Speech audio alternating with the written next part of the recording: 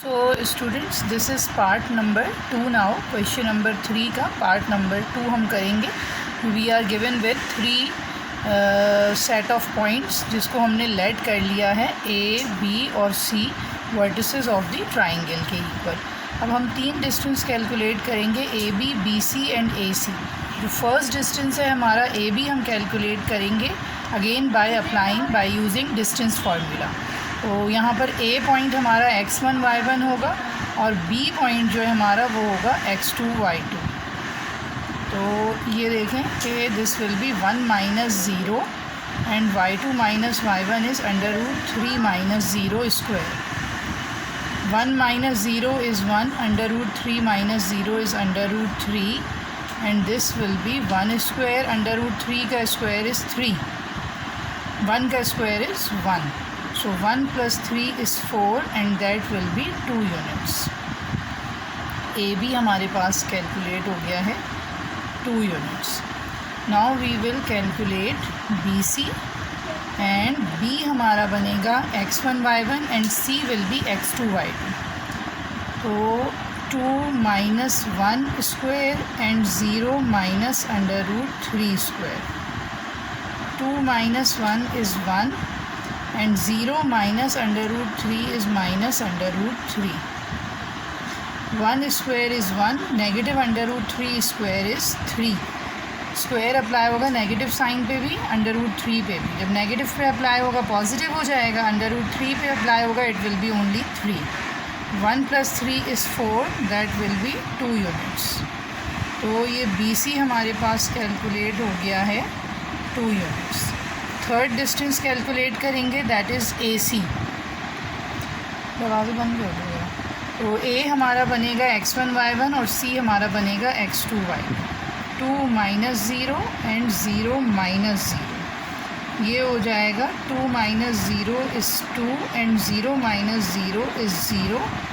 So 2 square is 4 and 0 square is 0 and √4 is 2 units.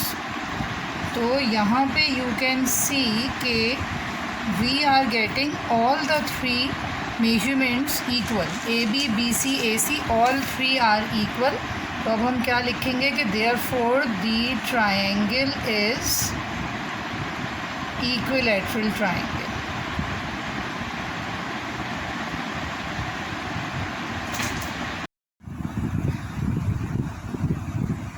Ji students, अब यहाँ पर देखें कि ये हमने पार्ट नंबर 3 स्टार्ट किया है। सेट ऑफ पॉइंट्स हमें गिवन है जिसे हमने लेट कर लिया है यहाँ पर ए बी और सी के इक्वल, ठीक है। अब इसके अंदर देखें कि हम सबसे पहले डिस्टेंस ए बी कैलकुलेट करेंगे।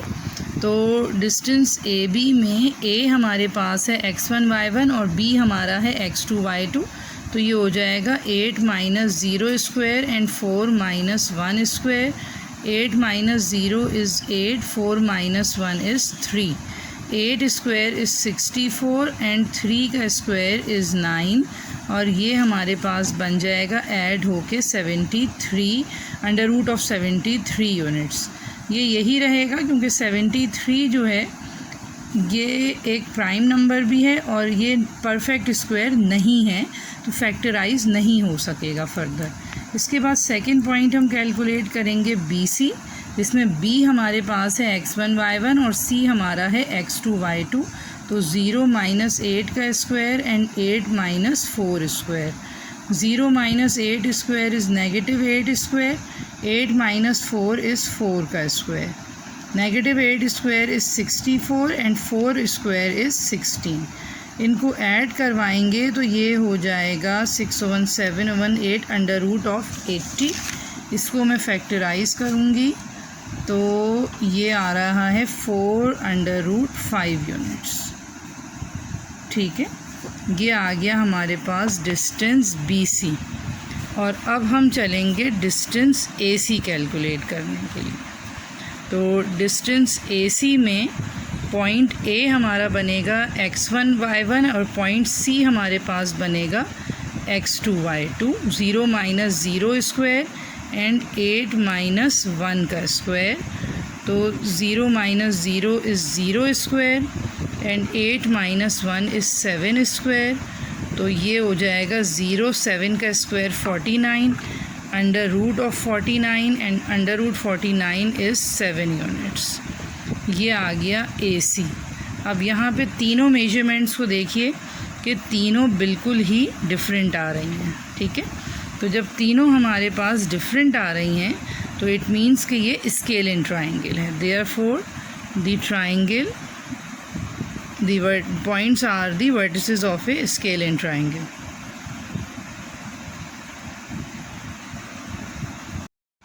जी स्टूडेंट्स, पार्ट नंबर 4 कर रहे हैं अब हम।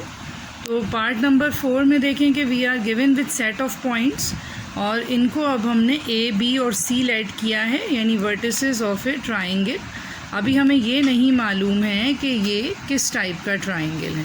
उसके लिए हमें तीनों डिस्टेंस कैलकुलेट करने होंगे, AB, BC एंड AC। तो AB पहले हम कैलकुलेट करेंगे बाय यूजिंग डिस्टेंस फार्मूला। तो इसके अंदर देखें कि A हमारे पास बनेगा x1 y1 और B हमारे पास चलेगा x2 y2, 3 माइनस एंड -3।